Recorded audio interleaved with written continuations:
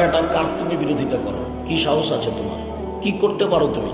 আমি আব্দুর রাজ্জাক বিন ইউসুফ 4টা দেশে প্রতিষ্ঠান চালাই। জামিয়া সালাফিয়া ডাঙ্গিপাড়া পবা রাজশাহী, জামিয়া সালাফিয়া রূপগঞ্জ নারায়ণগঞ্জ ঢাকা, জামিয়া সালাফিয়া তেঘরা বিরল দিনাজপুর, জামিয়া সালাফিয়া 6 মাইল বাবুগঞ্জ বরিশাল। এইসব প্রতিষ্ঠানে 250 জন শিক্ষক শিক্ষিকা আছেন, যার প্রতি মাসে 30 লক্ষ বেতন লাগে। এমনি আপনার বিরোধিতা সাজে আনতে বুঝে উঠতে পারি। বিরোধিতা করবেন, মাটিতে মিশে যেতে হবে, মাটিতে মিশে যেতে হবে।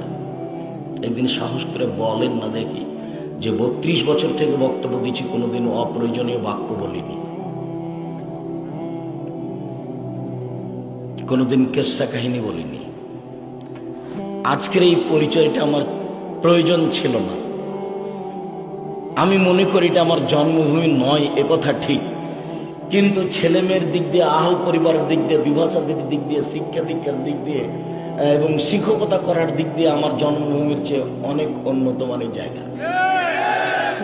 কাজেই মহিলাগঞ্জের মাটিতে আমি সম্মান সহকারে বক্তব্য দিব না, আসতে পাবো না। কেউ বিরোধিতা করবে এমন পশু প্রাণীর মতো মানুষ আমি অন্তর থেকে ভালোবাসি না, চাই না। বেটা কার তুমি বিরোধিতা করো? কি সাহস আছে তোমার? কি করতে পারো তুমি? আমি আব্দুর রাজ্জাক বিন ইউসুফ 4টা দেশে প্রতিষ্ঠান চালাই। জামিয়া সালাফিয়া ডাঙ্গিপাড়া পবা রাজশাহী, জামিয়া সালাফিয়া রূপগঞ্জ নারায়ণগঞ্জ ঢাকা, জামিয়া সালাফিয়া তেঘরা বিরল দিনাজপুর, জামিয়া সালাফিয়া 6 মাইল বাবুগঞ্জ বরিশাল। এইসব প্রতিষ্ঠানে 250 জন শিক্ষক শিক্ষিকা আছেন, যার প্রতি মাসে 30 লক্ষ বেতন লাগে। এমনি আপনার বিরোধিতা সাজে আনতে বুঝে উঠতে পারি। থানা, এলাকা, লোক, চেয়ারম্যান, ওসি, মেম্বার সবাই বলবেন, আরে আমাদের নিজের ছেলে, আর আমাদের নিজের মানুষ, আমাদের নিজের জামাই কোরআন হাদিসের আলোচনা করে, কত ভালো, সব সময় পক্ষে কাজ করবেন, ভালো শান্তি পাবেন, অন্তরটা তৃপ্তি পাবে। বিরোধিতা করে, হিংসা করে টিকা যায়?